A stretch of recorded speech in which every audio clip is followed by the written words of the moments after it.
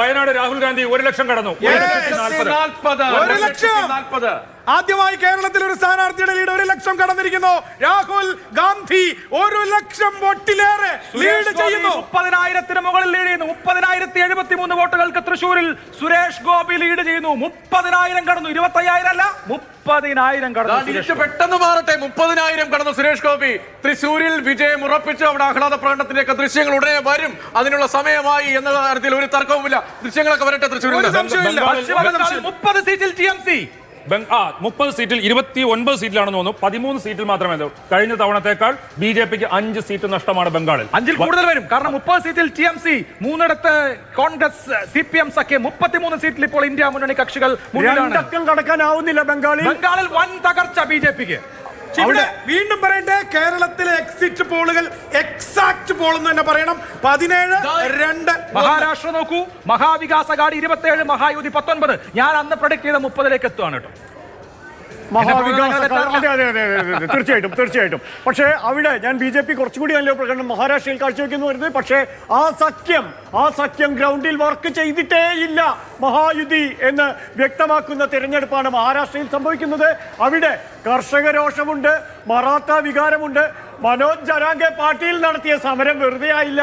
അത് ഫട്നാവിസിന്റെ വികാരമായിരുന്നു എന്ന് ബോധ്യപ്പെടുത്തുന്നതാണ്. മാത്രമല്ല ആ സർക്കാരിനെതിരെയുള്ള ആന്റി ഇൻകംബൻസി അതിശക്തമായിരുന്നു. പക്ഷേ അതിജീവിക്കുന്നു. കേരളത്തിൽ സംഭവിക്കുന്നില്ല. രാജീവ് ചന്ദ്രശേഖർ ലീഡ് ഉയർത്തുന്നു. 5,783 രാജീവ് ചന്ദ്രശേഖർ ലീഡ് ഉയർത്തുന്നു. തൃശ്ശൂരിൽ സുരേഷ് ഗോപിയുടെ ലീഡ് 30,000 കടന്നിരിക്കുകയാണ്. 30,000 30,000 കടക്കുന്നു. തൃശൂർ ഗോപി കാണപ്പോവത് നിജം. തൃശൂരിൽ Suresh Gopi leading over 30,000 votes. കണ്ണൂരിൽ കെ സുധാകരൻ 22,871 വോട്ടുകൾക്ക് കണ്ണൂരും ഉറപ്പിക്കാം. UDF ആറ്റിങ്ങലിൽ കുറച്ചുകൂടെ നില മെച്ചപ്പെടുത്തുകയാണ്. അത് 3,063 നേരത്തെ അല്പം കുറഞ്ഞു നിന്നിരുന്നു. ഇപ്പോൾ അടൂർ പ്രകാശ് മുന്നിലുള്ളത് 3,063. പക്ഷേ എനിക്ക് തോന്നുന്നു ആറ്റിങ്ങലിൽ ഇനിയും മത്സരം ബാക്കിയുണ്ട്. എല്ലായിടത്തും മത്സരം ബാക്കിയുണ്ട്. ആദ്യ റൗണ്ടിൽ തന്നെ നേരത്തെ കഴിഞ്ഞ തെരഞ്ഞെടുപ്പിൽ അടൂർ പ്രകാശ് കംഫർട്ടബിളായി മുന്നോട്ട് പോയതാണ്. വാമനപുരം അടക്കമൊക്കെ എണ്ണിക്കഴിഞ്ഞപ്പോൾ 10,000-ന് മുകളിലേക്ക് പോയതാണ്. ഇതിപ്പോൾ അങ്ങേയറ്റം കാട്ടാക്കട വരെയുള്ള എല്ലാ ബൂത്തും എണ്ണിക്കഴിഞ്ഞാൽ ആറ്റിങ്ങലിലേക്ക് ഒരുപക്ഷെ നമുക്ക് പ്രഡിക്ട് ചെയ്യാൻ കഴിയും. കശ്മീരിൽ ഒമർ അബ്ദുള്ളയും മെഹബൂബ മുഫ്തിയും നിലവിൽ പിന്നിലാണ്.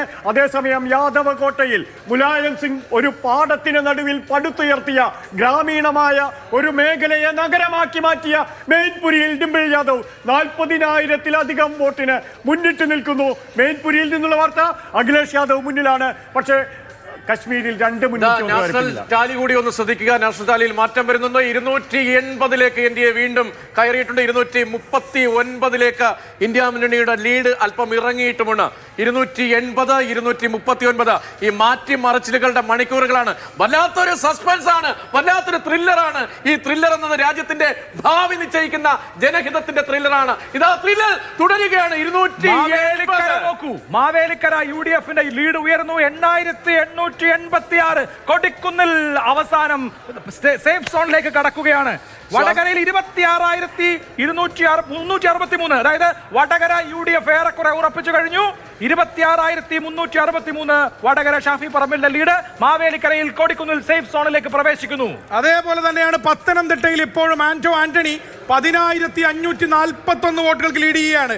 പത്തനംതിട്ട മണ്ഡലത്തിൽ കാഞ്ഞിരപ്പള്ളി, പൂഞ്ഞാർ, റാന്നി 3ഇടത്തും കേരള കോൺഗ്രസ് MLA-മാരാണ്. മാണി ഗ്രൂപ്പിന്റെ വോട്ടുകൾ തോമസ് ഐസക്കിന് കിട്ടിയില്ലേ വേണ്ട വിധം ചോദ്യങ്ങളാണ്. വയനാട്ടിൽ 1,12,365 രാഹുൽ ഗാന്ധിയുടെ ഭൂരിപക്ഷം. 1,12,365. അത് കഴിഞ്ഞാൽ ഏറ്റവും കൂടുതൽ ലീഡുള്ളത് ഹൈബി ഈഡനാണ്. എറണാകുളത്ത് 75,000. അത് കഴിഞ്ഞാൽ ET മുഹമ്മദ് ബഷീർ മലപ്പുറത്ത് 71,623.